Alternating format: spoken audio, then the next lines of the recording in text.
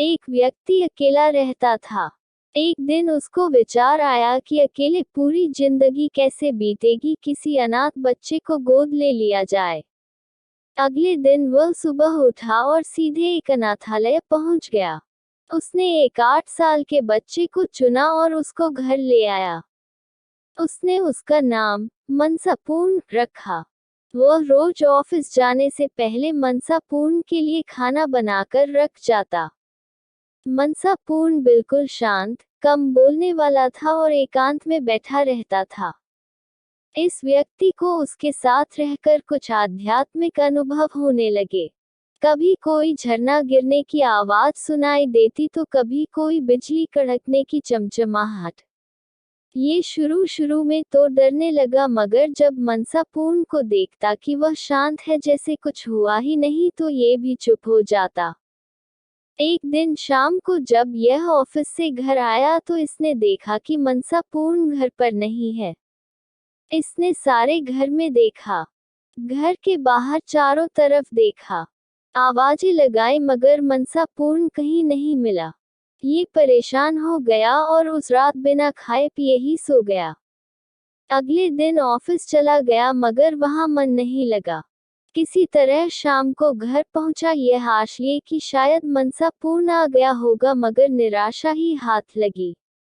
एक हफ्ता बीत गया, मनसापूर्ण नहीं आया। 3 महीने बीत चुके थे। यह उदास हो चुका था कि शायद इसकी जिंदगी में अकेलापन ही है। तभी रात में किसी ने दरवाजा खटखटाया। यह उत्सुकतावश दरवाजे पर लपका और देखा कि एक साधु मनसापूर्ण को साथ लेकर आए थे। उसने दोनों को अंदर बुलाया। साधु का आदर सत्कार कर दोनों को भोजन कराया। तब साधु ने कहा कि यह जो तुम बच्चा लाए थे, यह एक सिद्ध पुरुष है। जब हमें अंतर्दृष्टि से यह अनुभव हुआ, तब तक आप इनको यहाँ ला चुके थे। हमारे पूर्व गुरु महाराज ने कहा था कि आने वाले गुरु आपके अंदर दिखाई देंगे। हम उसी इंतजार में थे। जिस दिन हमें रात को अनुभव हुआ कि गुरुदेव वहां अनाथाश्रम में प्रकट हुए हैं, हम वहां गए तो पता लगा कि आप उनको यहाँ ले आए हैं। साधु ने उस व्यक्ति को कहा कि तुम अगर चाहो तो इन्हें गुरु रूप में स्वीकार कर सकते हो। मैं इनको इनके आश्रम दिखाने ले गया था। तुम चाहो तो हमारे साथ चल भी सकते हो। तब उस व्यक्ति को उस बच्चे के साथ बीते कुछ दिन याद आए, और वह आवाजें और प्रकाश के झोंके याद आने लगे। उसको अपनी प्रसन्नता और बिना किसी कारण के आनंद का अनुभव याद आया था। और इस बच्चे के जाने के बाद के दिनों की निराशा और दुख भी याद आने लगा।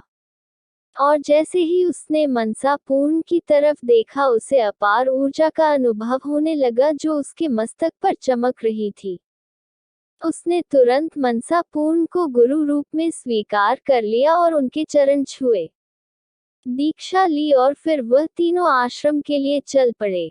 जिंदगी में कब बदलाव आ जाए कोई नहीं जानता। अपनी जिंदगी को साफ सुथरा रखना चाहिए।